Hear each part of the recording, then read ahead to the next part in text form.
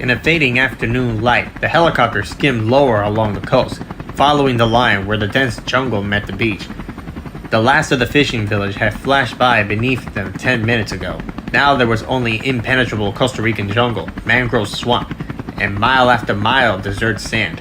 Sitting beside the pilot, Martin Guitierrez stared out the window as the coastline swept past. Guitierrez was a quite bearded American 36, a field biologist who had lived for the last 8 years in Costa Rica. He originally come to study toucan in the rainforest, but stayed as a consultant to the Reserva Biológica de Carrara, the natural park in the north. How much further? 5 minutes, Senor Guitierrez. It won't be long now. But the tall man, folded up in the back seat of the helicopter, didn't answer, or even acknowledge that he had been spoken to. He merely sat, his hands on his chin, and stared frowningly out the window. Richard Levine wore a sun-faded field khakis, and an Australian slut hat pushed lower over his head. A battered pair of binoculars hung around his neck. But despite his rugged appearance, Levine conveyed an air of scholarly absorption. Behind his wire-framed spectacles, his features were sharp, his expressions intense and critical as he looked out the window. What is this place? It's called Rojas. So we're far south? Yes, only about 15 miles from the border with Panama. I don't see any roads. How was this thing found? A couple of campers. They came in by boat, landed on the beach. When was that? Yesterday. They took one look at the thing and run like hell. Levine nodded, with his long limbs folded up, his hands tucked under his chin. He looked like a praying mantis. That had been his nickname in graduate school, in part because of his appearance, and in part because of his tendencies to bite off the head of anyone who disagrees with him. Been to Costa Rica before? No. First time. And then he gave an irritable wave of his hand, as if he didn't want to be bothered with small talk. Guitierrez smiled. After all these years, Levine has not changed at all.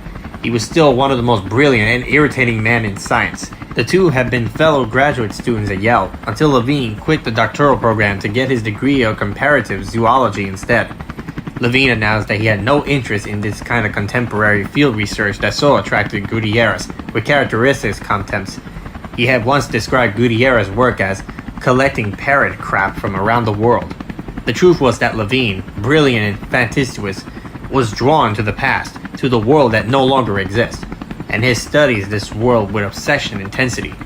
He was famous for his photographic memory, his arrogance, his sharp tongue, and the unconcealed pressure he took in to point out of errors of colleagues. As a colleague once said, Levine never forgets a bone, and he never lets you forget it either. Where'd you come from? Mongolia. I was at a flaming cliff in the Gobi Desert, 3 hours out at Ulaanbaatar. Oh? What's there? John Roxton's got a dig. He found an incomplete skeleton that he thought might be a new species of velociraptor, and wanted me to have a look. And? Roxton never really did know anatomy. He's an enthusiastic fundraiser, but if he actually uncovered something, his incompetence to proceed. You told him that? Why not? It's the truth. And the skeleton? The skeleton wasn't a raptor at all. Metatarsus was all wrong, pubis too ventral, and the long bones much too light. As for the skull, the palate is too thin, ventricular ventris is too rostral, distal carrion too small. Oh, it goes on. And the trenchant ungulus hardly present. So there we are. I don't know what Rostin could have been thinking. I suspect he actually has subspecies of Troodon, though I haven't decided for sure. Troodon? Small Triassic carnivore, 2 meters from pest to acetabellum. In point of fact, a rather ordinary theropod. And Roxton's find wasn't a particularly interesting example. Although there was one curious detail. The material included an integumental artifact, an imprint of dinosaur skin. That in itself is not rare. There are perhaps a dozen good skin impressions obtained so far, mostly among the Hadrosauridae, but nothing like this. Because it was clear to me that this animal's skin had some very unusual characteristics not previously suspected in dinosaurs. Señores, Juan Fernandez Bay is ahead. Circle it first, can we? Levine looked out the window, his expression intense again, the conversation forgotten. They were flying over the jungle that extended up into the hills for miles, as far as they could see. The helicopter bank circled the beach. There it is now. Who's been here? Public health service people came out earlier today. They touched it, disturbed it in any way? I can't say. The public health service. What do they know? You should never let them near it, Marty. Hey, I don't run this country. I did the best I could. They wanted to destroy it before you ever got here. At least I managed to keep it intact until you arrived. Although I don't know how much long they'll wait. Then we better get started. Why are we still circling? We're losing light. Get down on the beach now. I want to see this thing firsthand. Richard Levine ran across the sand towards the dark shape, his binoculars bouncing on his chest. Even from a distance, he could smell the stench of decay. And already he was loading his preliminary impressions. The carcass lay half buried in the sand, surrounded by a thick cloud of flies. He paused a few yards from the creature and took out his camera. Immediately, the pilot of the helicopter came up alongside him, pushing his hand down. No permitido. What? I'm sorry, senor. No pictures are allowed. Why the hell not? Levine said. He turned to Guitierrez, who was strolling down the beach towards them. Marty, why no pictures? This could be important. No pictures, the pilot said again, and pulled the camera out of Levine's hand. Marty, this is crazy. Just go ahead and make your examinations, Guitierrez said. And then he began speaking Spanish to the pilot, who answered sharply, angrily, waving his hands. Levine watched a moment, then turned away. The hell with this, he thought. They could argue forever. He hurried forward, breathing through his mouth. The odor became much stronger as he approached it. Although the carcass was large, he noticed there was no birds, rats, or other scavengers feeding on it. There was only flies. Flies so dense they covered the skin, obscured the outline of the dead animal. Even so, it was clear that this had been a substantial creature, roughly the size of a cow or a horse, before the blood began to enlarge it further. The dry skin was cracked in the sun, and was now peeling upward, exposing a layer of running yellow subventral fat beneath. Oh, it stinks. Although it was the size of a cow, it was clearly not a mammal. The skin was hairless. The original skin color appeared to be green, with suggesting a dark striation running through it. This texture varied in different parts of the animal, the pebbling larger and less distinct in the underbelly. There was permanent skin folds at its neck, shoulders, and hip joints, again like a lizard, but the carcass was large. Levine estimated the animal had originally weighed about 100 kilograms, roughly 220 pounds. No lizard grew that large anywhere in the world, except the Komodo dragons in Indonesia. Levine moved slowly around the carcass, towards the front of the animal. No, it wasn't a lizard. The carcass lay on its side, its left rib cage towards the sky. Nearly half of it was buried. The row of protrusions that marked the dorsal spinals processed in the backbone were just a few inches above the sand. The long neck was curved, the head hidden beneath the bulk of the body like a duck's head under the feathers. Levine saw one forelimb, which seemed smaller and weak. The distal appendage was buried in sand. He would dig that out and have a look at it, but he wanted to take pictures before he disrupted the specimen in situ. In fact, the more Levine saw this carcass, the more carefully he thought he should proceed, because one thing was clear. This was a very rare and possibly unknown animal. Levine felt simultaneously excited and cautious. If this discovery was significant as he began to think it was, then it was essential that it be properly documented. He heard the thumping and looked up to see a second helicopter circling the bay, its dark shadow slide across the sand. This helicopter was an ambulance white, with red letters on the side. In the glaring of the setting sun, he couldn't read it. He turned back to the carcass, noticing now that the hind leg of the animal was powerfully muscled, very different from the foreleg. It suggested that this creature walked upright, balanced on strong hind legs. Many lizards were known to stand upright, of course, but none so large as this. In point of fact, as Levine looked at the general shape of the carcass, he felt incredibly certain that this was not a lizard. He worked quickly now, for the light was fading and he had much to do. With every specimen, there were always two major questions to answer, both equally important. First, what was the animal? Second, why had it died?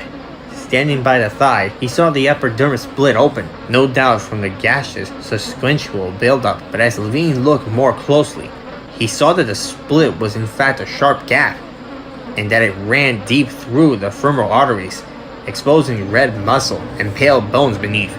He ignored the stench, and the white maggots that wrinkled across the open tissue of the gash, because he realized that, "I'm sorry about all this," Guitierrez said, coming over, but the pilot just refused. The pilot was nervously following Guitierrez, standing beside him, watching carefully. "Marty," Levine said, "I really need to take the picture here." "I'm afraid you can't," Guitierrez said with a shrug. "It's important, Marty." "Sorry, I tried my best." Farther down the beach, the white helicopter landed, its line diminishing. Men in uniforms began to get out. "Marty, what do you think this animal is?" "Well, I can only guess," Guitierrez said. "From the general dimensions, I'd call it a previous unidentified iguana. It's extremely large, of course, and obviously not native to Costa Rica. My guess is this animal came from Galapagos or one of the—" "No, Marty," Levine said. "It's not an iguana. Before you say anything more, I think you ought to know that several previous unknown species of lizard have shown up in this area. Nobody's quite sure why. Perhaps it's due to the cutting of the rainforest, or some other reason. But new species are appearing. Several years ago, I began to see unidentified species of—" "Marty, it's not a damn lizard." Guitierrez blinked at his eyes. "What are you saying? Of course it's a lizard." "I don't think so," Levine said. "You're probably just throwing off because of its size. The fact is, here in Costa Rica, we have socially encountered these aberrant forms." "Marty, I am never throwing off." "Well, of course, I didn't mean that. And I'm telling you, this is not a lizard," Levine said. "I'm sorry," Guitierrez said, shaking his head, "but I can't agree." Back at the white helicopter, the men were huddled together, putting on white surgical masks. "I'm not asking you to agree," Levine said. He turned back to the carcass. "The diagnosis is settled easily enough. All we need to do is excavate the head, or for that matter, any of the limbs. For example, this thigh here, which I believe—" He broke off and leaned closer, peering at the back of the thigh. "What is it?" Guitierrez said. "Give me your knife." "Why? Just give it to me." Guitierrez fished out his pocket knife, put the handle on Levine's outstretched hand. Levine peered steadily at the carcass. "I think you will find this interesting." "Why?" "Right along the posterior demol line, there is a—" Suddenly they heard shouting on the beach, and looked up to see the men from the white helicopter running down the beach towards them. They carried tanks on their backs, and were shouting in Spanish. "What are they saying?" Levine asked, frowning. Guitierrez signed. "They're saying to get back." "Tell them we're busy," Levine said, and bent over the carcass again. "No! No!" But the men paid no attention. "No, this is priceless." "What the hell are you doing?" "Stop it! Stop it!" Levine turned to Guitierrez. "Make them stop it!" But Guitierrez was not moving. He was staring at the carcass, consumed by flames. And then, as the skin burned away, the black, flat ribs of the skeleton was revealed. And then the whole torso turned, and suddenly the neck of the animal swung up, surrounded by flames, moving as the skin contracted. And inside the flames, Levine saw a long pointed snout, and a row of sharp predatory teeth, and hollow eye sockets, the whole thing burning like some medieval dragon, rising in flames up into the sky.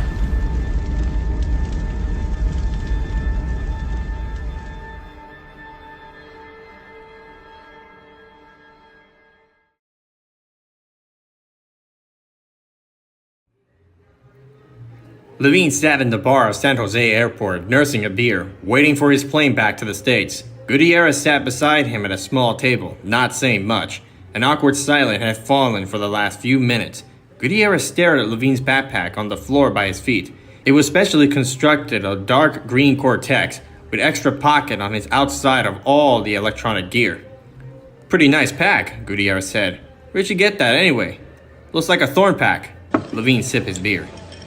"It is. Nice. What have you got there on the top flap? A satellite phone? And a GPS? Boy, what would they think of next? Pretty slick. Must have cost you a—" "Marty, cut the crap. Are you going to tell me or not?" "Tell you what? I want to know what the hell is going on here." "Richard, look, I'm sorry if you—" "No, that was a very important specimen on that beach, Marty, and it was destroyed. I don't understand why you let it happen." "This has to be in confidence, alright?" "Alright. It's a big problem here." "What is it?" "There has been, aberrant forms turning up on the coast every so often. It's been going on for several years now." "Aberrant forms?" Levine repeated, shaking his head in disbelief. That's the official term of these specimens, Guitierrez said. No one in the government is willing to be more precise. It started about 5 years ago. A number of animals were discovered up in the mountains near a remote agricultural state that was growing test varieties of soybeans. Soybeans? Levine repeated. Guitierrez nodded. Apparently these animals are attracted to beans and certain grasses. The assumption is that they have a great need for amino acid lysine in their diets. Nobody is really sure. Perhaps they just have a taste of certain cross. Marty, I don't care if they have a taste for beer or pretzels. The only important question is, where did the animals come from? Nobody knows, Guitierrez said. Levine let that pass for a moment. What happened to those animals? They were all destroyed, and to my knowledge, no others were found for years afterward. But now it seems to be starting again. In the last year, we found remainings of 4 animals, including the one you saw today. And what was done? The, Aberrant Forms were always destroyed, just as you saw. From the beginning, the government's taken every possible step to make sure nobody finds out about it. A few years back, some North American journalists began reporting there was something wrong on one island, Isla Nublar. Menendez invited a bunch of journalists down for a special tour of the island and proceeded to fly them to the wrong island. They never knew the difference. Stuff like that. I mean, the government's very serious about this. Why? They're worried. Worried? Why would they worry about? Guitierrez held up his hand, shifting his chair, moving closer. Disease, Richard. Disease? Yes. Costa Rica has one of the best healthcare systems in the world, Guitierrez said. The epidemiologists have been tracking some weird type of encephalitis that seems to be increasing, particularly along the coast. Encephalitis? Of what origin? Viral? Guitierrez shook his head. No captive agent has been found. Marty, I'm telling you, Richard, nobody knows. It's not a virus because antibodies titer don't give up, and white cell differentials don't change. It's not bacterial because nothing has been cultured. It's a complete mystery. All the encephaliologists know is that it seems to be affect primarily rural farmers, people who are around animals and livestock. It's a true encephalitis, splitting headaches, mental confusion, fever, delirium. Mortalities? So far, it seems to be self-limited. Last about 3 weeks. But even so, it's got the governments worried. This country is dependent on tourism, Richard. Nobody wants talk of unknown diseases. So they think the encephalitis is related to these, aberrant forms. Lizards carry lots of viral diseases, Guitierrez said. There are known vectors. It's not unreasonable there might be a connection. But you said this isn't a viral disease. Whatever it is, they think is related. All the more reason to find where these lizards are coming from. Surely they must have searched. Search?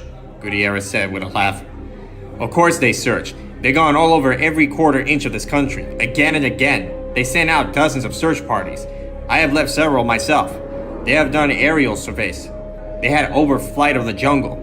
They had an overflight of the offshore islands. That in itself is a big job. There are quite a few islands, you know, particularly along the west coast. Hell, they even searched the ones that are privately owned. Are privately owned islands? Levine asked. A few, 3 or 4, like Isla Nublar. It was licensed to an American company, Injun, few years. But you said the island was searched. Thoroughly searched. Nothing there. And the others? Well, let's see. There's Isla Talamancas on the east coast. They got a club med there. There's Sorna on the west coast. It's licensed to a German mining company. And there's Morazan up north. It's actually owned by a wealthy Costa Rican family. And there may be another island I have forgotten about. And the searchers found what? Nothing, Guitierrez said. They found nothing at all. So the assumption is that animals are coming from some location deep in the jungle. And that's why we haven't been able to find it so far. In that case, lots of luck. I know, Guitierrez said. Rainforest is an incredibly good environment for concealment. A search party could pass within 10 yards of large animals and never see it. Even in the most advanced remote sensor technology couldn't help much, because there are multiple layers to penetrate. Clouds, tree canopy, lower level flora. There's just no way around it. Almost everything could be hidden in the rainforest. Anywhere. The government's frustrated. And of course, the government is not the only interest party. Oh? Yes. For some reason, there had been a lot of interest of these animals. What sort of interest, Levine said, as casual as he could. Last fall, the government licensed a permit to a team of botanists from Berkeley to do an aerial survey of the jungle canopy in the central highlands. The survey had been going on for months when a dispute arose. A bill for aviation fuel, or something like that. Anyway, a bureaucrat in San Jose called Berkeley to complain, and Berkeley said they had never heard of this survey team. Meantime, the team fled the country. So nobody knows who they really are? No. Then last winter, a couple of Swiss journalists show up to collect gas samples from the offshore islands. As part of a study, they said, of volcanic activity in Central America. The offshore islands were all volcanic, and most of them are still active in some degree. So it seems like a reasonable request. But it turns out the geologists really work for an American genetics company called Biosyn. And they were looking for large animals on the islands. What would a biotech company be interested? Levine said. It makes no sense. Maybe not to you and me, Guitierrez said, but Biosyn's got particularly unsurveilled reputation. They're head of research of a guy named Louis Doxon. Oh yeah, I know. He's the guy who ran that rabies vaccine test in Chile a few years back. The one where they exposed farmers to rabies but didn't tell them they were doing it. That's him. He also started test marketings of genetic engineering potato in the supermarkets without telling anybody they were altered. Gave kids low-grade diarrhea. A couple of them ended up in the hospital. After that, the company had to hire George Baselton to fix their image. Seems like everybody hires Baselton, Levine said. Guitierrez shrugged. The big-named university professor consults these days. It's part of the deal. And Baselton is Regis Professor of Biology. The company needed him to clean up their mess, because Doxon has a habit of breaking the law. Doxon has people in his payroll all around the world. Steals other companies' research the whole bit. They say Biosyn is the only genetic company with more lawyers than scientists. And why are there interests in Costa Rica? Levine asked. Guitierrez shrugged. I don't know, but the whole attitude towards research has changed, Richard. It's very noticeable here. Costa Rica has one of the richest ecologies in the world. 500,000 species in 12 distinct environmental habitats. 5% of all species on the planet are represented here. This country has been a biological research center for years, and I can tell you, things have changed. In the old days, the people who came here were dedicated scientists with a passion to learn about something for its own sake. Howler monkeys, or Palestine wasps, or the Sombrilla plant. These people had chosen their field because they cared about it. They certainly weren't going to get rich. But now, everything in this biosphere is potentially valuable. Nobody knows where the next drug is coming from. So drug companies fund all sorts of research. Maybe a bird has a protein that makes it waterproof. Maybe a spider produces a peptide that inhibits blood clotting. Maybe the waxy surface of a fern contains a painkiller. It happens often enough that attitudes towards research has changed. People aren't studying the natural world anymore. They're mining it. It's a looter mentality. Anything new or unknown is automatically of interest because it might have value. It might be worth a fortune. Guitierrez drank his beer. The world is turning upside down, and the fact is that a lot of people want to know where these aberrant animals represent and where they come from. The loudspeakers called Levine's flight. Both men stood up from the table. You keep this all to yourself? I mean, what you saw today. To be quite honest, Levine said, I don't know what I saw today. It could be anything. Guitierrez grinned. Safe flight, Richard. Take care, Marty.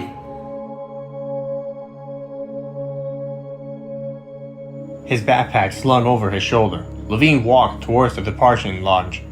He turned to wave goodbye to Guitierrez, but his friend was already headed out the door, raising his arm to wait for a taxi. Directly ahead was the custom deck. Travelers lined up to have their passports stamped. He was booked on a night flight to San Francisco. With a long stopover in Mexico City, not many people were coining up. He probably had time to call his office and leave word for his secretary Linda that he would be on the flight, and perhaps he should also call Malcolm. Looking around, he saw a row of phone marked ICT Telephone International along the wall to the right, but there were only a few, and all were in use. He had better use the satellite phone on his backpack as he swung the pack off his shoulder, and perhaps he will be... He paused, frowning. He looked back at the wall. 4 people were using the phones. The first was a blonde woman in shorts and a halter top, bouncing a young subordinate child in her arms as she talked. Next to her stood a bearded man in a safari jacket, who glanced repeatedly at his golden Rolex watch. Then there was a gray-haired, grandmotherly woman talking in Spanish, while her 2 full-grown sons stood by, nodding empathetically. And the last person was a helicopter pilot. He had removed his uniform jacket and was standing in short sleeves and tie. He was turning away, facing the wall, shoulders hunched. Levine moved closer and heard the pilot speaking in English. Levine set his pack down and bent over, pretending to adjust the straw while he listens. No, Professor. It is not that way. No. No, I'm telling you, no. I am sorry, Professor Basilton, but this is not known. It is an island, but which one? We must wait again for more. No, he's leaving tonight. No, I think he does not know anything, and no pictures. No. I understand. Adios. Levine ducked his head as the pilot walked briskly towards the Laxa desk at the other end of the airport. What the hell? It is an island, but which one? How did it know it was an island? Levine himself was still not sure of that, and he had been working intensely on these finds, day and night, trying to put it together. Where they had come from. Why it was happening. He walked around the corner out of sight. He pulled out his little satellite phone. He dialed it quickly, calling a number in San Francisco. The call went through rapidly, clicking as it linked into the satellite. Please enter your access code. Leave your message. I'm calling with the results of the trip. Single specimen not in good shape. Location, BB17 on your map. That's far south, which fit all of our hypotheses. I wasn't able to make a precise identification before they burned the specimen, but my guess is that it was an Ornitholestes. As you know, this animal is not on the list. A highly significant finding. He glanced around, but no one was near him. No one was paying attention. Furthermore, the lateral femur was cut in a deep gash. This is extremely disgusting, and I am sending back a sample that requires close examination. I also think some other people are interested. Anyway, whatever is going on down here is new, Ian. There haven't been any specimens for over a year, and now they're showing up again. Something new is happening, and we don't understand it at all. Or do we? Levine thought. He pressed the disconnected, turned the phone off, and replaced it into the outer pocket of his backpack. Maybe, he thought, we know more than we realize. He looked thoughtfully towards the departure gate. It was time to catch his flight.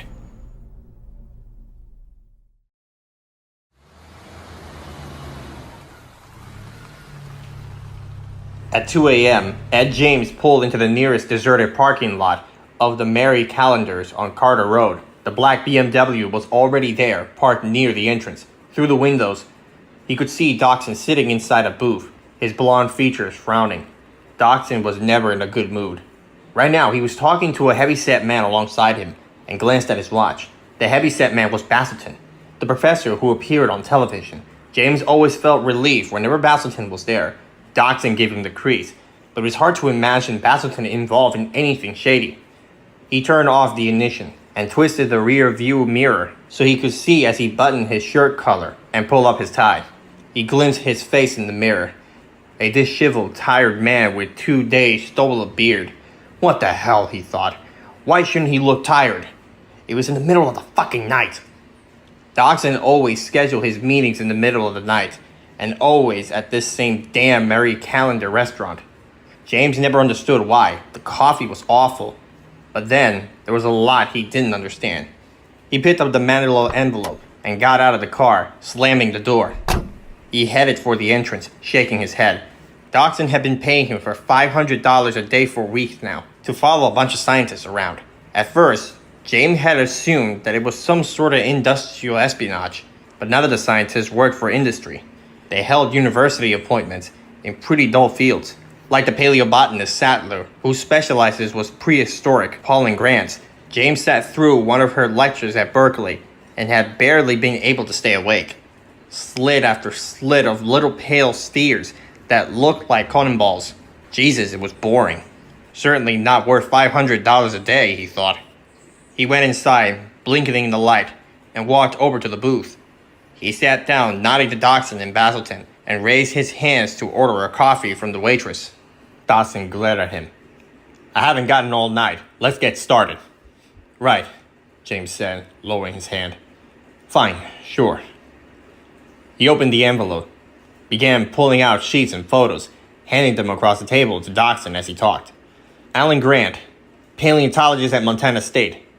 At the moment, he's on a leave of absence and now in Paris, lecturing on the latest dinosaur finds. Apparently, he has some new idea about tyrannosaurs being scavengers and... Never mind, go on. Alan Sattler Raymond, James said, pushing across a photo. Botanist. Used to be involved with Grant, now married to a physicist at Berkeley, and has a young son and daughter. She lectured half-time at the university. Spends the rest of her time at home because... Go on. Well, most of the rest are deceased.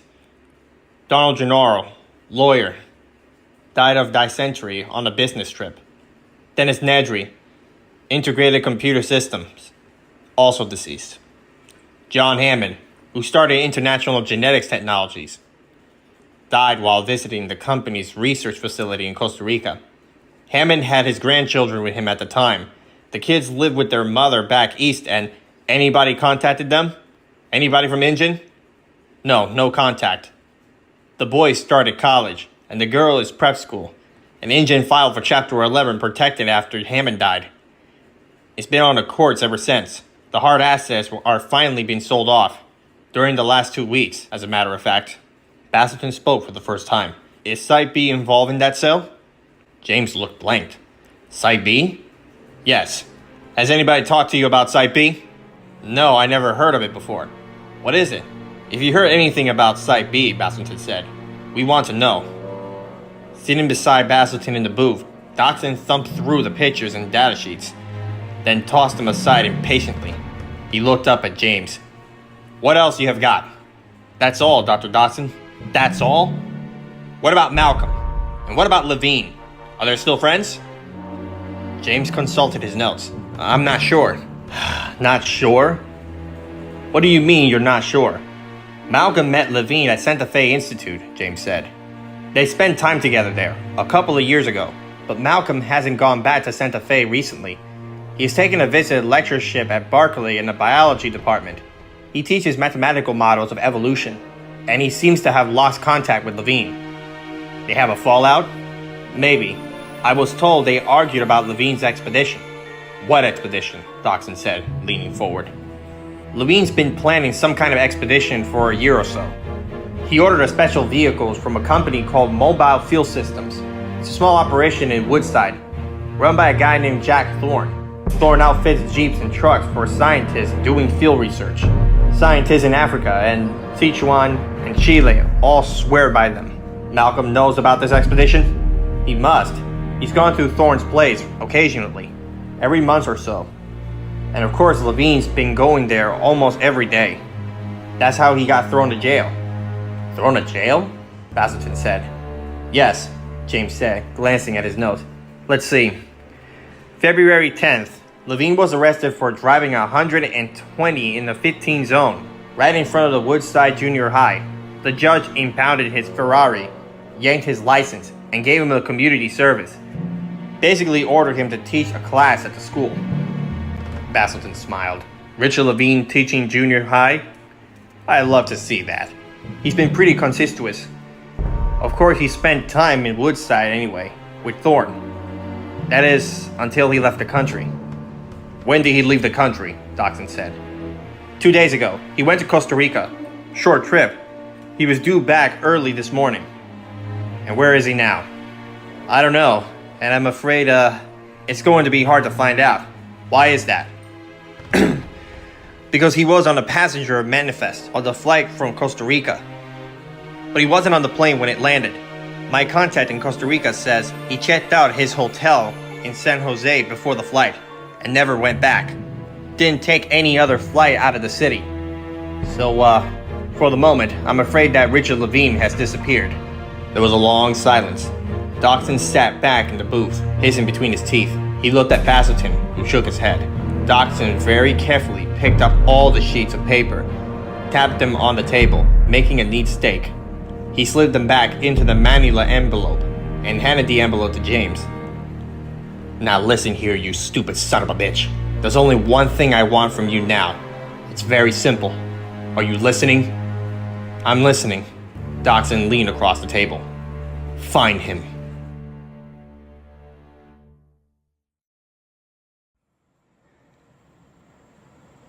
In his clustered office, Malcolm looked up from his desk as his assistant Beverly came into the room. She was followed by a man from DHL carrying a small box.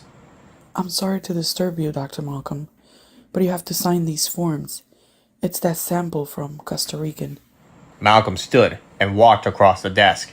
He didn't use his cane. His recent weeks had been working steadily to walk without the cane.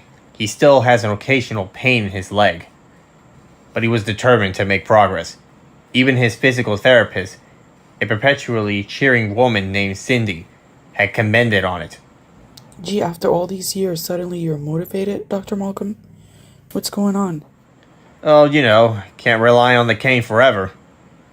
The truth was rather different. Confronted by Levine's relentless enthusiasm for the lost world hypothesis, his excitement telephone calls at all hours of day and night, Malcolm had begun to reconsider his own views, and he had come to believe that it was quite possible, even probably, that extinct animals exist in a remote, previously unsuspected location.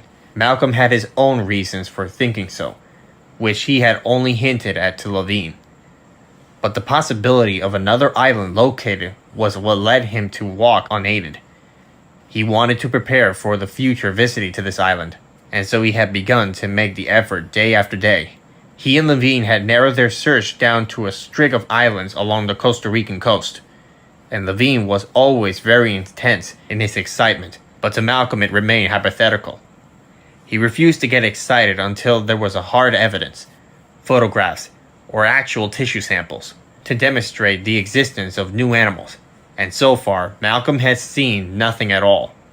He was not sure whether he was disappointed or relived. But in any case, Levine's sample has arrived. Malcolm took the clipboard from the delivery man and quickly signed the top form, deliberately of exclusive materials, samples, biological research. You have to check the box, sir. Malcolm looked at the list of questions running down the page, with a checkbox beside each. He checked off no to everything. And the next paper too, sir, the delivery man said. He was looking around the office, at the stack of papers heaped untidily above, the maps on the walls with colored pins stuck on them. You do medical research here? Malcolm flipped the page, scrawled his signature on the next form. No. And one more, sir. The third form was a release of the liability to the carrier. Malcolm signed it as well.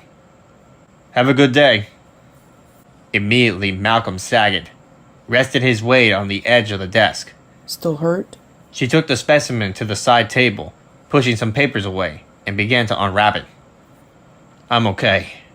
He looked over at the cane, resting beside his chair between the desk. Then he took a breath and crossed the room slowly. Beverly had unwrapped it off the package, revealing a small stainless steel cylinder the size of his fist. A triple-bladed biohazard sign was taped across the screw-top lid. Attached to the cylinder was a second small canister with a metal valve. It contained the refrigerant gas.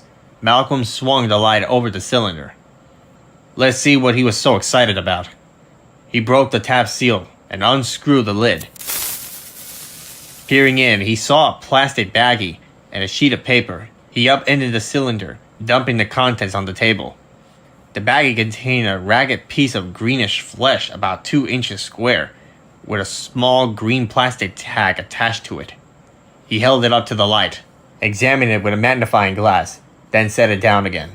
He looked at the green skin, the pebble texture. Maybe, he thought. Maybe. Beverly, Call Elizabeth Gelman over at the zoo. Tell her I have something I want her to look at, and tell her it's confidential." Beverly nodded, and went out the room to phone. Alone, Malcolm unrolled the strip of paper that had come with the sample. It was a piece of paper torn from a yellow Lego pad.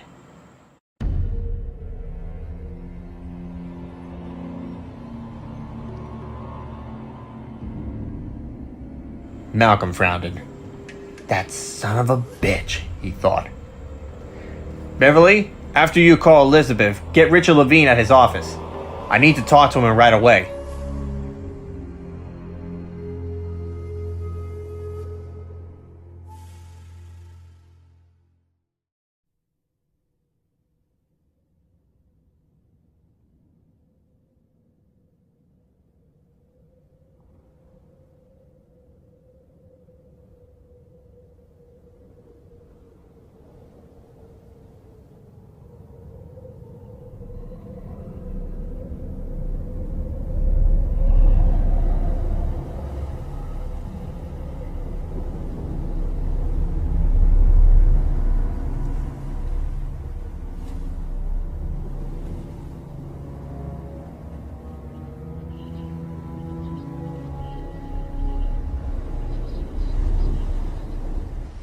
Richard Levine pressed his face to the warm rock cliff and paused to catch his breath.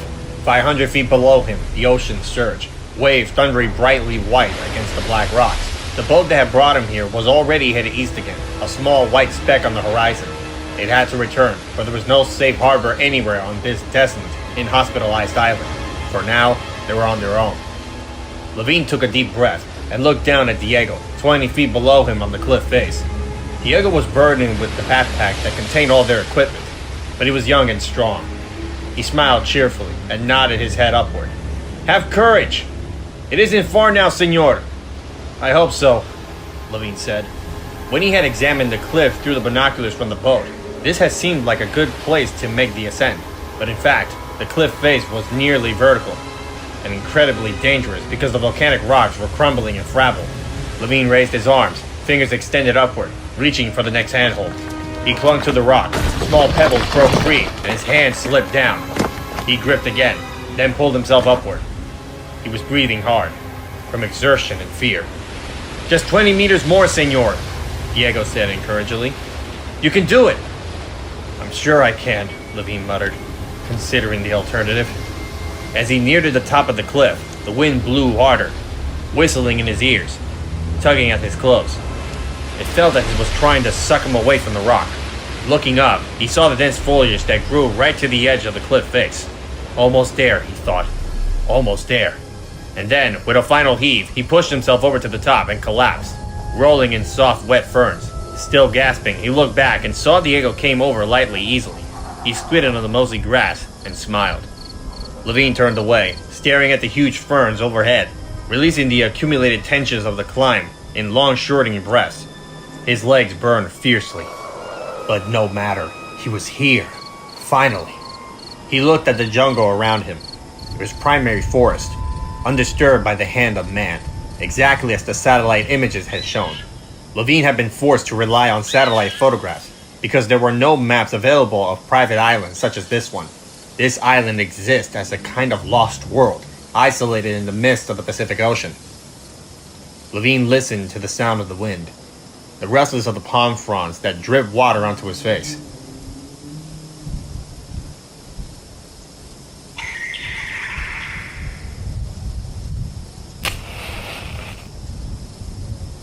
Diego had struck a match, was rising it to light a cigar. Quickly, Levine sat up, pushed the younger man's hand away, and shook his head no. Diego frowned, puzzled. Levine put his fingers to his lips. He pointed in the direction of the bird sound. Diego shrugged, his expressions indifferent. He was unimpressed. He saw no reason for concern. That was because he didn't understand what they were up against, Levine thought. As he unzipped the dark green backpack, he began to assemble the Lindstrand air rifle. The rifle had been specialized manufactured for him in Sweden, and represented the latest in animal control technology. He screwed the barrel into the stock, locked in the flunger clip, checked the gas charge, and handed the rifle to Diego. Diego took it with another shrug.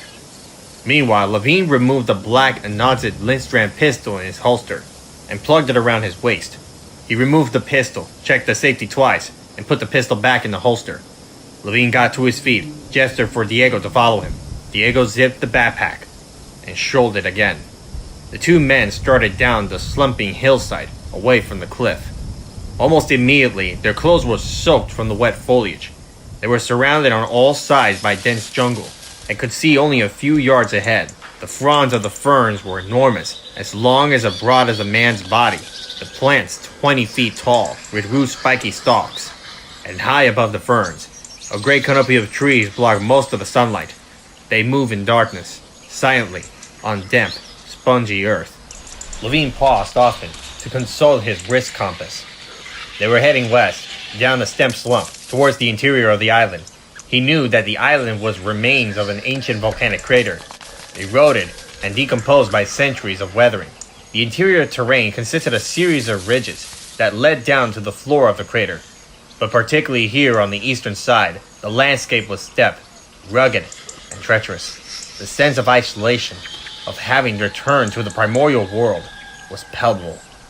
Levine's heart pounded as he continued down the slump, across the marshy stream, and then up again. At the top of the next ridge, there was a break in the foliage, and he felt a welcome breeze. From his vantage point, he was able to see to the far side of the island, a rim of hard black cliff miles away. Between here and the cliffs, they saw nothing but gentle, undulating jungle. Fantastico. Shh! But senor, he prostrated, pointing to the view. We are alone here. Levine shook his head, annoyed. He had gone over all this with Diego during the boat ride over. Once on the island, no speaking. No hair pomade. No kalungi. No cigarettes. All food sealed tightly in plastic bags. Everything packed with great care. Nothing to produce a smell or make a sound. He had warned Diego again and again of the importance of all these precautions. But now it was obvious that Diego had paid no attention. He didn't understand. Levine spoke Diego angrily and shook his head again. Diego smiled. Senor, please. There's only birds here.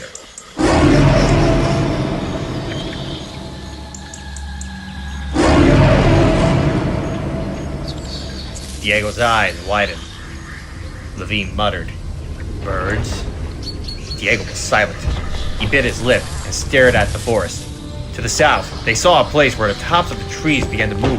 A whole section of forest that suddenly seemed to come to life, as if it was brushed by the wind. The rest of the forest was not moving. It was not the wind. Diego crossed himself quickly. They heard more cries, lasting nearly a minute, and then silence descended again. Levine moved off the ridge and headed down the jungle slump, going deeper into the interior. He was moving farther quickly, looking at the ground, watching for snakes, when he heard a low whistle behind him. He turned and saw Diego pointing to the left. Levine doubled back, pushed through the fronds, and followed Diego as he moved south. In a few moments, they came upon two parallel tracks in the dirt, long since overgrown with grass and ferns, but clearly recognizable as an old jeep trail, leading off into the jungle. Of course they would follow it. He knew their progress would be much faster on the road. Levine gestured, and Diego took off the backpack. It was Levine's turn. He shouldered the weight, adjusted the strap. In silence, they started down the road. In places, the jeep track was hardly recognizable, so thickly had the jungle grown back. Clearly, no one has used this road for many years, and the jungle was always ready to return. Behind him, Diego grunted, swore softly. Levine turned and saw Diego lifting his boot gingerly. He had stepped to middle ankle in a pile of green animal droppings. Levine went back. Diego scraped his boot clean on the stern of the fronds. The droppings appeared to be composed of a pile of flexes of hay, mixed with green. The materials are light and crumbly, dried, old. There was no smell. Levine searched the ground carefully until he found the reminder of the original spoor. The droppings were well formed, 12 centimeters in diameter, and definitely left behind by some large herbivore. Diego was silent, but his eyes were widened. Levine shook his head and continued on. As long as they saw signs of herbivora, he wasn't going to worry, at least not too much. Even so, his fingers touched the butt of his pistol, as if for reassurance. They came to a stream, muddy banks on both sides. Here, Levine paused. He saw clear three-toed footprints in the mud, some of them quite large. The palm of his own hand, fingers spread wide, fitted easily inside one of the prints, with room to spare. When he looked up, Diego was crossing himself again. He held the rifle on his other hand. They waited at the stream, listening to the gentle gurgles of water. Something shiny glittered in the stream, catching his eye. He bent over and plucked it out. It was a piece of glass tubing, roughly the size of a pencil. One end was broken off. There were gradient markings along the side. He realized it was a pipette, of the kind used in laboratories everywhere in the world.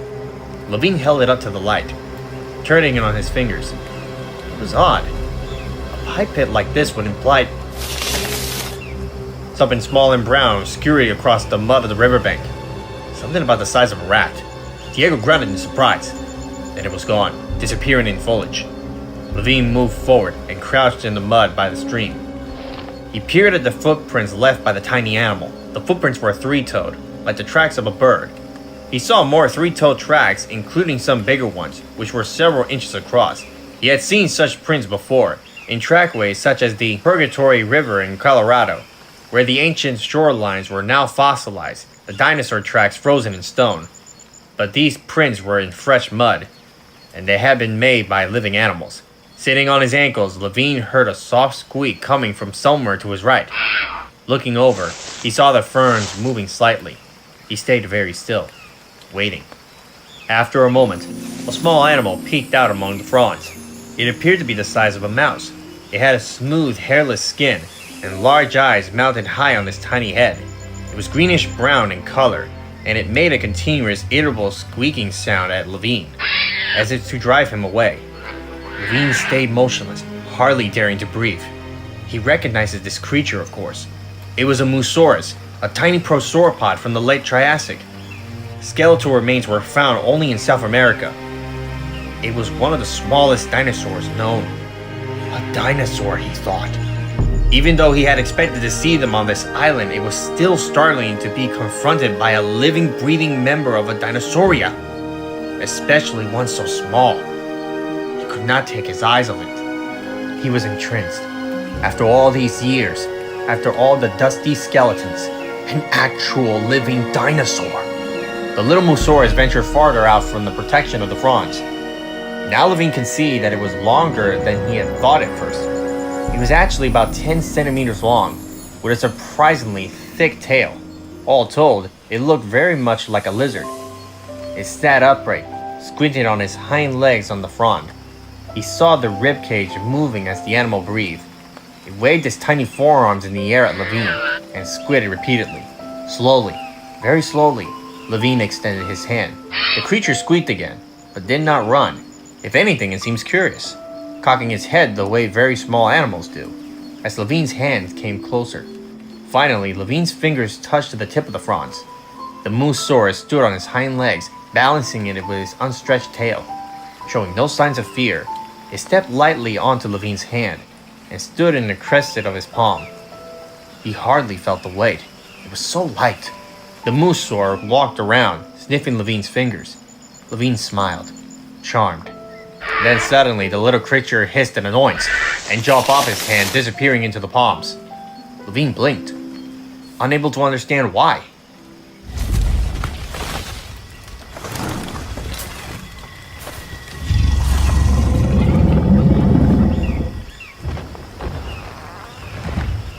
For a brief moment, Levine remembered that carnivores in the wild hunt nearby streambeds, attacking animals when they are vulnerable, bending over to drink. But the recognition came too late. He heard a terrifying high-pitched cry, and when he turned, he saw Diego was screaming as his body was hauling away into the bushes. Diego struggled. The bushes shook fiercely. Levine caught a glimpse of a single large foot, its middle toe barely a short curved claw. Then the foot pulled back. The bushes continued to shake. Suddenly, the forest erupted with frightened animal roars all around him. He glimpsed at a large animal charging him. Richard Levine turned and fled, feeling the adrenaline surge of pure panic, not knowing where to go, knowing only it was hopeless. He felt a heavy weight suddenly tear at his backpack, forcing him to his knees in the mud. And he realized in that moment that despite all his planning, despite all his clever deductions, things have gone terribly wrong, and he was about to die.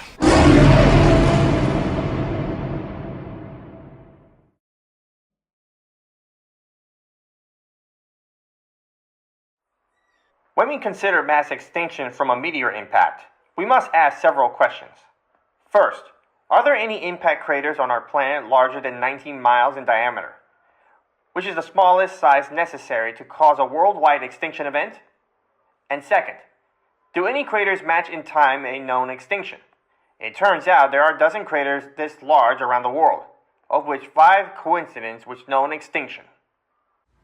Kelly Curtis yawned in the darkness of her 7th grade classroom. Sitting at her desk, she propped her cheek on her elbows and tried to stay awake. She already knew this stuff. The TV set in the front class showed a vast core field, seen as an aerial view, the curved outlines faintly visible. She recognized it as the crater in Manson. This is the crater in Manson, Iowa, dating from 65 million years ago, just when the dinosaurs became extinct. But it was this crater that killed the dinosaurs? No, Kelly thought, yawning. Probably the Yucatan Peninsula.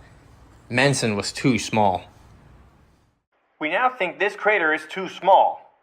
We believe it was too small by an order of magnitude. And the current candidate is the crater near Merida in the Yucatan. It seems difficult to imagine, but the impact emptied the entire Gulf of Mexico, causing 2,000-foot-high tidal waves to wash off the land. It must have been incredible.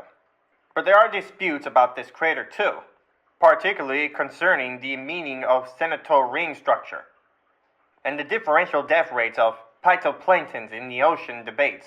That may sound concluded, but don't worry about it for now. We'll go into it in more detail next time. So, that's it for today. The lights came up. Their teacher, Miss Menzies, stepped to the front of the class and turned off the computer which had been running the display and the lecture. Well, I'm glad Dr. Levine gave us this recording. He told me he might not be back in time for today's lecture, but he'll be with us again for sure when we return from spring break next week. Kelly, you and RB are working for Dr. Levine? Is that what he told you? Yes, Mrs. Menzies. Good. All right, everyone. The assignment for the holidays is all of Chapter 7. Oh, come on! Oh, man. Including all of the exercises at the end of Part 1 as well as Part 2. Be sure to bring that with you, completed, when we return. Have a good spring break. We'll see you back here in a week.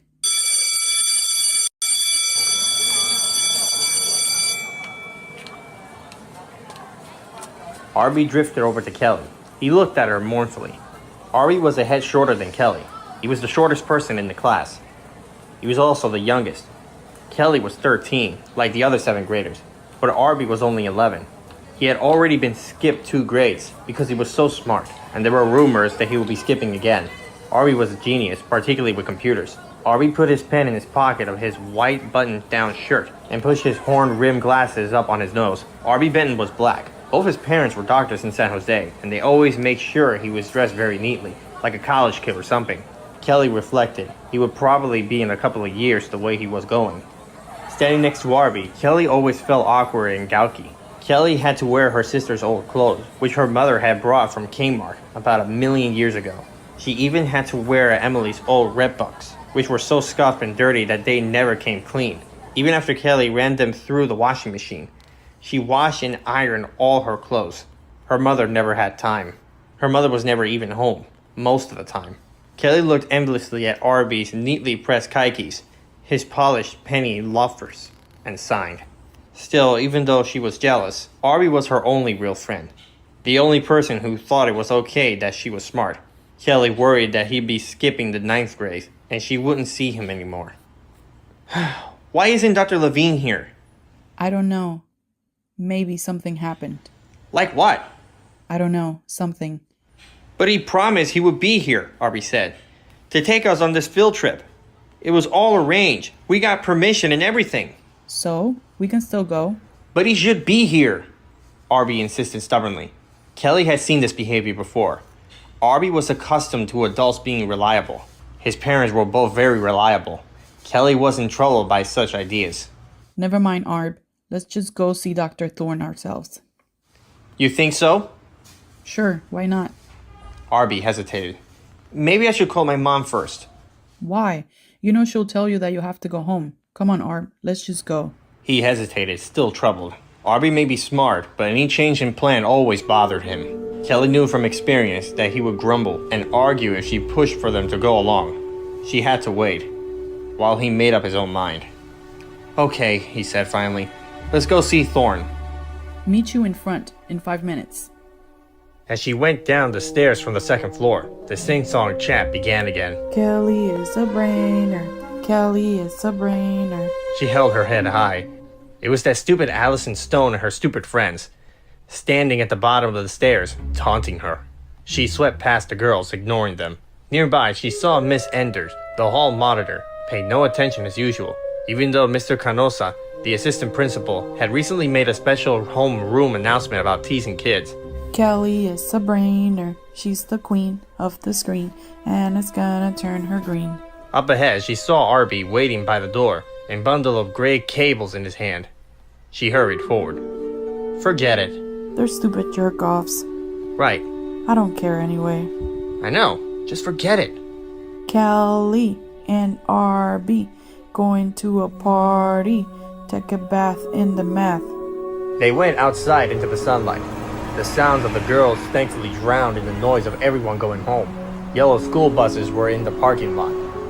Kids were streaming down the steps to their parents' cars, which were lined up all around the block. There was a lot of activity. Arby dug a frisbee that swooped over his head and glanced towards the street. There he is again. Well, don't look at him. I'm not. Remember what Dr. Levine said. Jeez, Kel. I remember, okay? Across the street was parked a plain, gray Torres sedan that they had seen off and on for the past 2 months. Behind the wheel, pretending to read a newspaper, was the same man with the scraggly grown of beard. This bearded man had been following Dr. Levine ever since he started to teach the class at Woodside. Kelly believed that the man was the reason why Dr. Levine asked her and Arby to be his assistants in the first place. Levine had told them their job would be to help him by carrying equipment, Xeroxing class assignments, collecting homework, and routine things like that. They thought it would be a big honor to work for Dr. Levine, or anyway, interesting to work for an actual professional scientist, so they had agreed to do it. But it turned out there never was anything to be done for the class. Dr. Levine did all that himself. Instead, he sent them on lots of little errands, and he had told them to be careful to avoid this bearded man in the car. That wasn't hard. The man never paid any attention to them, because they were kids. Dr. Levine had explained the bearded man was following him because of something to do with his arrest, but Kelly didn't believe that. Her own mother had been arrested twice for drunk driving, and there was never anybody following her. So Kelly didn't know why this man was following Levine, but clearly Levine was doing some secret research, and he didn't want anybody to find out about it. She knew one thing. Dr. Levine didn't care much about this class he was teaching.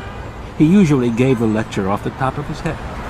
Other times, he would walk in the front door of the school, hand them a taped lecture, and walk out the back. They never knew where he went on those days. The errands he sent them on were mysterious too. Once they went to Stanford and picked up 5 small squares of plastic from a professor there. The plastic was light and sort of foamy. Another time they went downtown to an electronics store and picked up a triangular device that the man behind the counter gave them very nervously, as if it might be illegal or something. Another time they picked up a metal tube that looked like it contained cigars. They couldn't help opening it, but they were uneasy to find 4 sealed plastic ampoules of straw-colored liquid. The ampoules were marked Extreme Danger, Lethal Toxicity, and had the 3-bladed international symbol for biohazard. But mostly, their assignments were mundane. He often sent them to libraries at Stanford to Xerox papers on all sorts of subjects: Japanese sword making, X-ray crystallography, Mexican vampire bats, Central American volcanoes, oceanic currents of El Nino, the mating behavior of mountain sheep, sea cucumber toxicity, flying buttresses of Gothic cathedrals. Dr. Levine never explained why he was interested in these subjects. Often he would send them back day after day to search for more material, and then suddenly he would drop the subject and never refer to it again. And they would be on to something else. Of course, they could figure some of it out. A lot of the questions had to do with the vehicles that Dr. Thorne was building for Dr. Levine's expedition. But most of the time, the subjects were completely mysterious. Occasionally, Kelly wondered what the bearded man would make of all this. She wondered whether he knew something they did not. But actually, the bearded man seemed kind of lazy. He never seemed to figure out that Kelly and Arby were doing errands for Dr. Levine. Right now, the bearded man glanced over at the entrance to the school, ignoring them. They walked to the end of the street and sat on the bench to wait for the bus.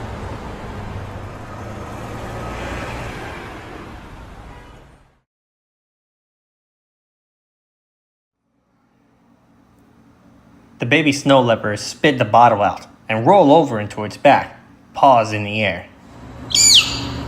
She wants to be petted. Malcolm reached his hand and stroked the belly. The cub spun around and sunk its tiny teeth into his fingers. Ow! She does that sometimes. Dorje, back girl.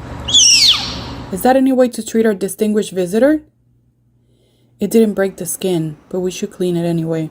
They were in the White Research Laboratory of the San Francisco Zoo at 3 o'clock in the afternoon. Elizabeth Gilman, the youthful head of research, was supposed to report in her findings, but they had to delay for the afternoon feeding in the nursery. Malcolm had watched them feed a baby gorilla, which spit up like a human baby, and a koala, and then the very cute snow leopard cub. Sorry about that. But I thought it was better that you come here now, when the regular staff is all at the weekly conference. Why is that? Because there's a lot of interest in the material you gave us, Ian. A lot. I think you'll survive. What have you found? Malcolm said to her. You have to admit it is very provocative. By the way, is it from Costa Rica? Why do you say that? Because there are all these rumors about unknown animals showing up in Costa Rica. And this is definitely an unknown animal, Ian. She led him out of the nursery and into a small conference room. He dropped into a chair, resting his cane on the table. She lowered the lights and clicked on the slide projector. Okay, here's a close-up of your original material before we begin our examination.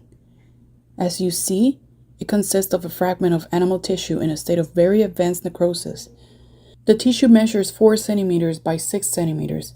Attached, it is a green plastic tag, meaning 2 centimeters square, tissue cut by a knife, but not a very sharp one. Malcolm nodded. What'd you use, Ian? Your pocket knife? Something like that. Alright, let's deal with the tissue sample first. This is a cross-histologic section through the superficial epidermis. Those patchy, ragged gaps are where the postmortem necrotic change has eroded the skin surface. But what is interesting is the arrangement of epidermal cells. You'll notice the density of chromatophores, or pigment-bearing cells. In the cut section, you see the difference between melanophores here and allophores here. The overall pattern is suggestive of a Lacerda or Amblyrhynchus. You mean as a lizard? Malcolm said. Yes, it looks like a lizard, though the picture is not entirely consistent. You see this one cell here, which has this slight Raymond section? We believe that's muscle. The chromatophore could open and close, meaning that this animal could change color, like a chameleon. And over here you see this large oval shape with a pale center. That's the pore of a femoral scent gland. There's a waxy substance in the center, which we are still analyzing. But our presumption is that this animal was male, since only male lizards have femoral glands. I see. Going deeper, here we see the structure of the subcutaneous layers, highly distorted because of gas bubbles from the Clostridia infection that bloated the animal. But you could get a sense of the vessels. See? One here and another one here, which are surrounded by smooth muscle fibers. This is not characteristic of lizards or reptiles of any sort. You mean it looks warm-blooded? Right, not really mammalian, but perhaps avian. This could be, I don't know, a dead pelican? Something like that. Uh-huh. Except no pelican has a skin like that. I see. And there's no feathers. Uh-huh. Now, we were able to extract a minute quantity of blood from the intra-arterial spaces. Not much, but enough to conduct a microscopic examination. Here it is. This isn't my area, Elizabeth. Well, I'll just give you the highlights. First of all, nucleated red cells. That's characteristic of birds, not mammals. Second, rather atypical hemoglobin, different in several base pairs from other lizards. Third, aberrant white cell structure. We don't have enough material to make a determination, but we suspect this animal has a highly unusual immune system. Whatever that means, Malcolm said with a shrug. We don't know, and the sample doesn't give us enough to find out. By the way, can you get more? I might be able to. Where, from Site B? Site B? Well, that's what's embossed on the tag. I must say, Ian, this tag is very interesting. Here at the zoo, we tag animals all the time, and we're familiar with all the ordinary commercial brands sold around the world. Nobody's seen this tag before. Here it is, magnificent 10 times. The actual object is roughly the size of your thumbnail. Uniform plastic outer surface attaches to the animal by a Teflon-coated stainless steel chip on the other side. It's a rather small clip of the kind used to tag infants. The animal you saw was an adult? Presumably. So the tag was probably in place for a while, ever since the animal was young, which makes sense considering the degree of weathering. You'll notice the pitting on the surface. That's very unusual. This plastic is Duralon. The stuff they use to make football helmets is extremely tough, and this pitting can have occurred through simple wear. Then what? It's almost certainly a chemical reaction, such as exposure to acid, perhaps in aerosol form. Like volcanic foams? That could do it, particularly in view of what else we've learned. You'll notice that the tag is rather thick. Actually, it's 9 millimeters across, and it's hollow. Hollow? Malcolm said, frowning. Yes, it contains an inner cavity. We didn't want to open it, so we x-rayed it. Here. There appears to be substantial corrosion, against perhaps from acid fumes, but there's no question what this one's was. It's radio tag, Ian, which means that this unusual animal, this warm-blooded lizard, or whatever it was tagged and raised by somebody from birth. And that's the part that's got people around here upset. Somebody's raising these things. Do you know how that happened? I haven't the faintest idea, Malcolm said. You lying son of a bitch. He held out his hand. May I have my sample back? Ian, after all I've done for you? The sample. I think you owe me an explanation. And I promise you'll have one. In about 2 weeks. I'll buy dinner. She tossed a silver folding packet on the table. He picked it up and slid it into his pocket. Thanks, Liz. I hate to run, but I have to make a call right away. By the way, how did it die, Ian? This animal. Why do you ask? Because when we teased up the skin cells, we found a few furring cells under the outer epidermal layer, cells belonging to another animal. Meaning what? Well, it's a typical picture you see when two lizards fight. They rub against each other, cells get pushed under the superficial layer. Yes, there were signs of a fight on the carcass. The animal had been wounded. And you should also know there were signs of chronic vasoconstriction in the arterial vessels. This animal was under stress, Ian. And not just from the fight that wounded it. That would have disappeared in early postmortem changes. I'm talking about chronic, continuous stress. Wherever this creature lives, its environment was extremely stressful and dangerous. I see. So, how come a tag animal has such a stressful life? At the entrance of the zoo, he looked around to see if he has been followed, then stopped at a payphone and dialed Levine. The machine picked up. Levine wasn't there. Typical, Malcolm thought. Whenever you need him, he wasn't there. Probably off trying to get his Ferrari out of impound again. Malcolm hung up and headed towards his car.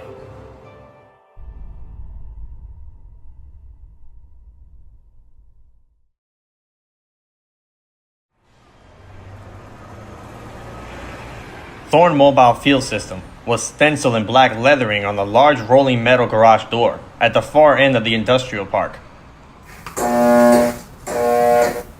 Go away. It's us, Dr. Thorne, Arby, and Kelly. Oh, okay.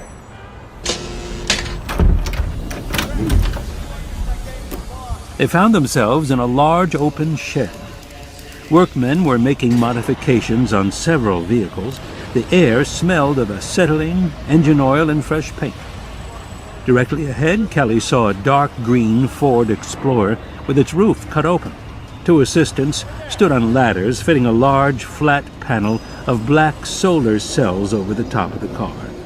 The hood of the Explorer was up, and the V6 engine had been pulled out. Workmen were now lowering a small, new engine in its place. It looked like a rounded shoebox with the dull shine of aluminum alloy.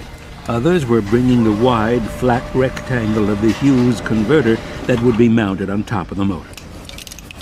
Over to the right, she saw the two RV trailers that Thorne's team had been working on for the last few weeks. They weren't the usual trailers you saw people driving for the weekends. One was enormous and sleek, almost as big as a bus, and outfitted with living and sleeping quarters for 4 people, as well as all sorts of special scientific equipment. It was called Challenger, and it had an unusual feature. Once you parked it, the walls could slide outward, expanding the inside dimensions. The Challenger trailer was made to connect up through a special accordion passageway to the second trailer, which was somewhat smaller and was pulled by the first. This second RV contained laboratory equipment and some very high-tech refinements, though Kelly wasn't sure exactly what. Right now, the second trailer was nearly hidden by the huge stream of sparks that spit out from a welder on the roof. Despite all the activity, the trailer looked mostly finished, although she could see people working inside, and all the upholstery, the chairs and seats, were lying around on the ground outside. Come on. We gotta be finished today.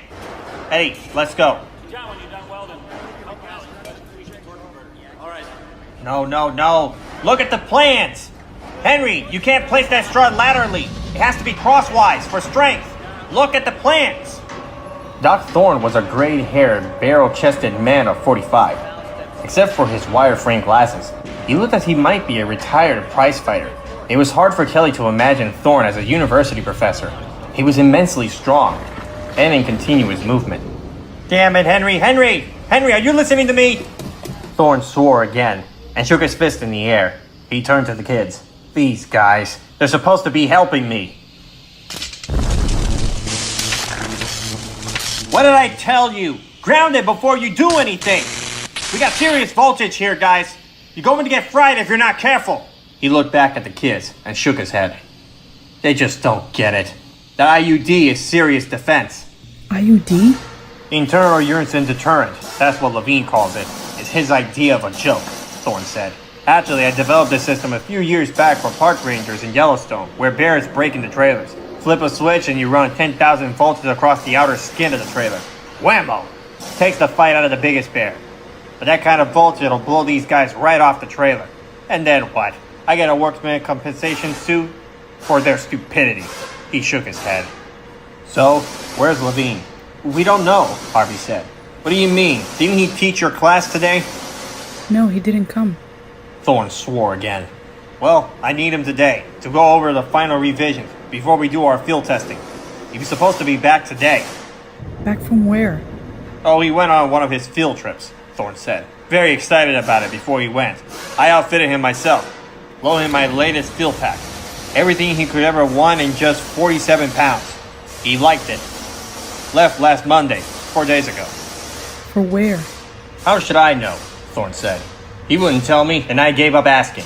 You know, they're all the same now. Every scientist I deal with is secretive. But you can't blame them. They're all afraid of being ripped off or sued. The modern world. Last year I built an equipment for an expedition to the Amazon. We waterproofed it. Soaky wet electronics just don't work. And the principal scientists are charged with misappropriating funds for waterproofing. Some university bureaucrats said it was an unnecessary expense. I'm telling you, it's insane. Just insane. Henry, did you hear everything I said to you? Put it crosswise. Thorne strode across the room, waving his arms. The kids followed behind him. But now look at this, Thorne said. For months we have been modifying his field vehicles, and finally we're ready. He wants them light, I build them light. He wants them strong, I build them strong. Light and strong, both. Why not? It's just impossible. What he's asking for. Both with enough titanium and honey-carbon composites, we're doing it anyway. He wants it off petroleum base and off the grid, and we do that too. So finally, he's got what he wanted. An immensely strong, portable laboratory to go where there's no gasoline, no electricity. And now that is finished. I can't believe it. He really didn't show up for your class? No. So he's disappeared, Thorne said. Wonderful. Perfect. What about our field test? We're going to take these vehicles out for a week and put them through their pace. I know. We got permission from our parents and everything, so we could go too. And now he's not here. Thorne phoned. I suppose I should have expected it. These rich kids, they do whatever they want.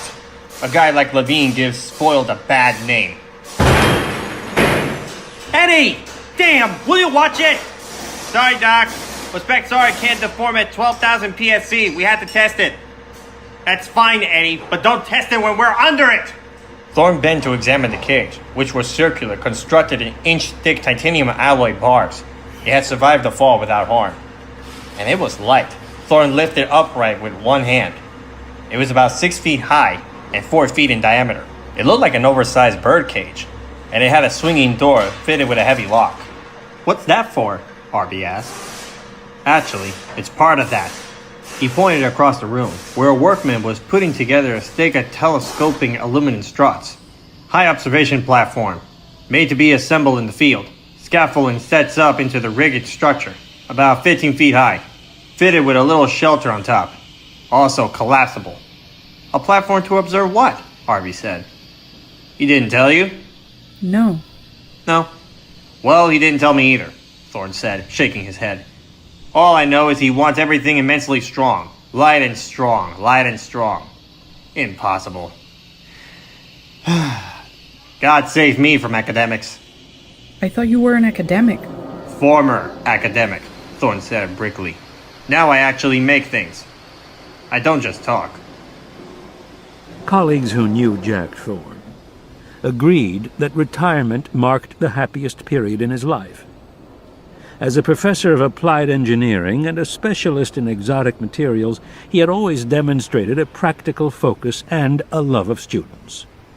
His most famous course at Stanford, Structural Engineering 101A, was known among the students as Thorny Problems, because Thorne continually provoked his class to solve applied engineering challenges he set for them. Some of these had long since entered into student folklore. There was, for example, the toilet paper disaster. Thorne asked the students to drop a carton of eggs from Hoover Tower without injury. As padding, they could only use the cardboard tubes at the center of toilet paper rolls. There were spattered eggs all over the plaza below. Then another year, Thorne asked the students to build a chair to support a 200-pound man using only paper, Q-tips, and thread.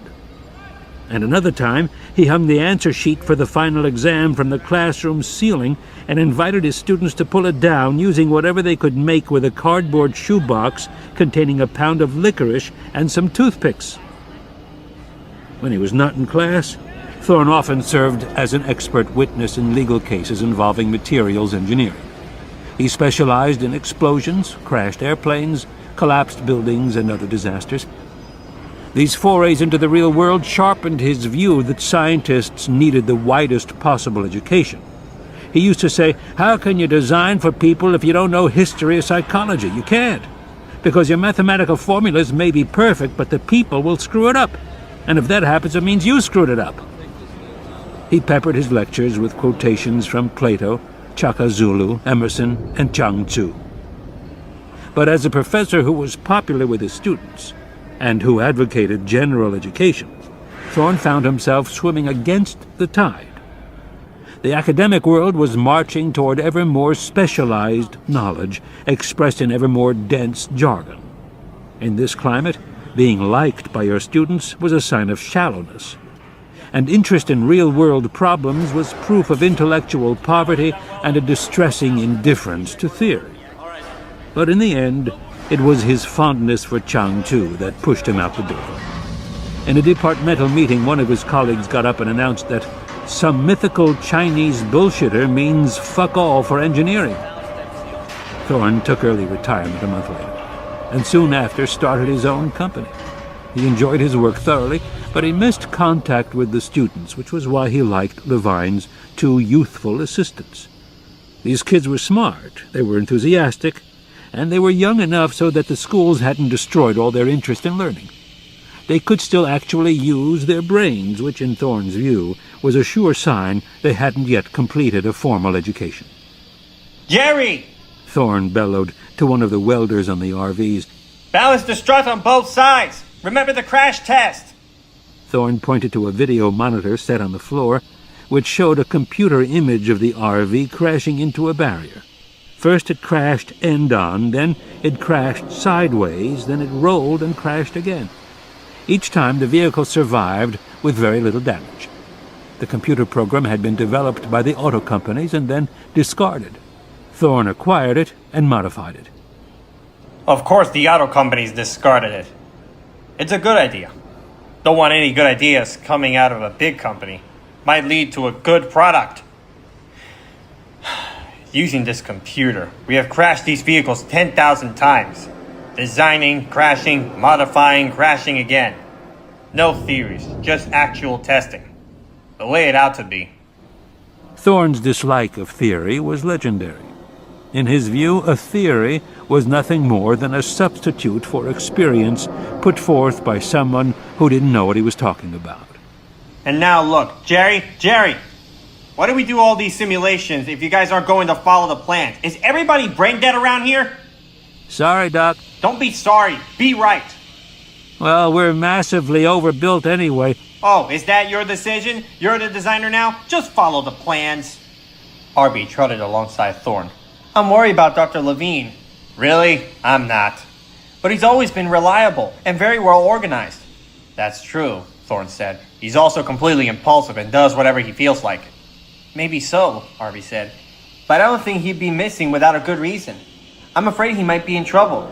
Only last week, he had us go with him to visit Professor Malcolm in Berkeley, who had this map of the world in his office, and it showed Malcolm, Thorne snorted. Spare me. Pete's in a pod, those two. Each more impractical than the other. But I had better get hold of Levine now. He turned on his heels and walked towards his office. Are you going to use the sat phone? Thorne paused. The what? The sat phone, Arby said. Didn't Dr. Levine take a sat phone with him? How could he? Thorne said. You know those smallest satellite phones are the size of a suitcase. Yeah, but they don't have to be, Arby said. You could have made one very small. Could I? How? Despite himself, Thorne was amused by this kid. He had to like him. With that VLS icon board that we picked up, Arby said. The triangular one. It had two Motorola BSN23 chip arrays, and they're restricted technology developed for the CIA because they allowed you to make a... Hey, where did you learn all this? I've warned you about hacking system. Don't worry, I'm careful, Arby said. But it's true about the comm board, isn't it? You could use it to make 1 pound sat phone. So did you? Thorne stared at him for a long time. Maybe, he said finally. What of it? Arby grinned. Cool.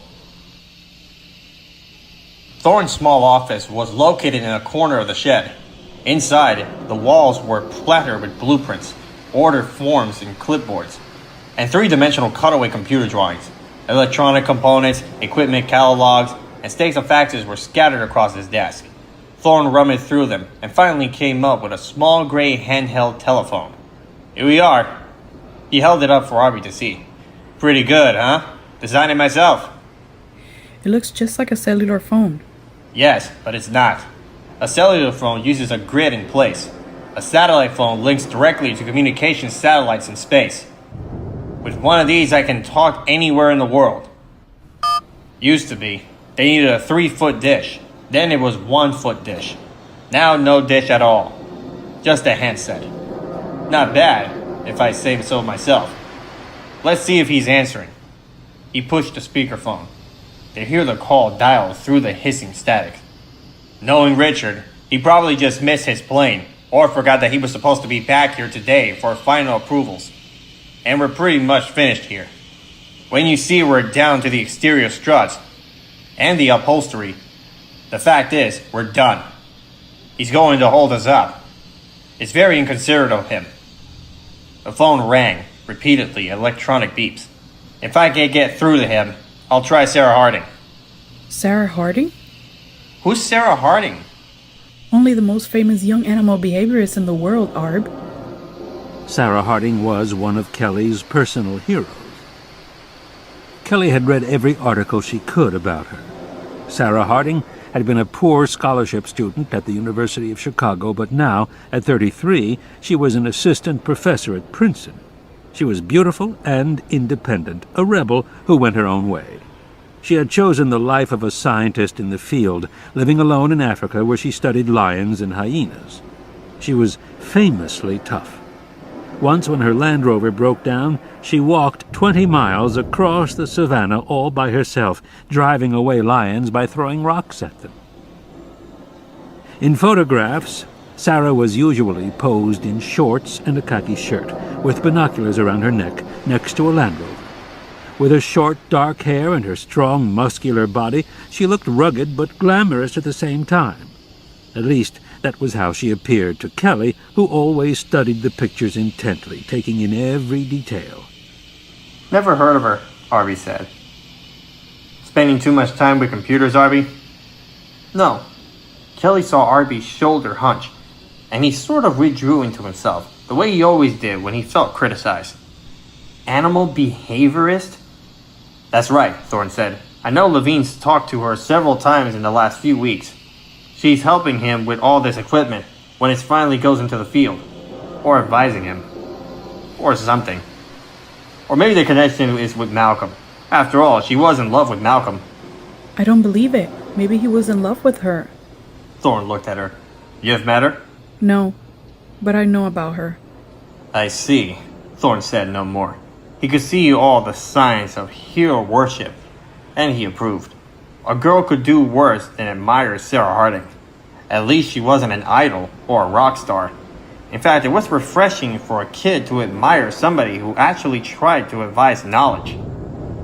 The phone continued to ring. There was no answer. Well, we know Levine's equipment is in order, Thorne said, because the call is going through. We know that much. Can you trace it?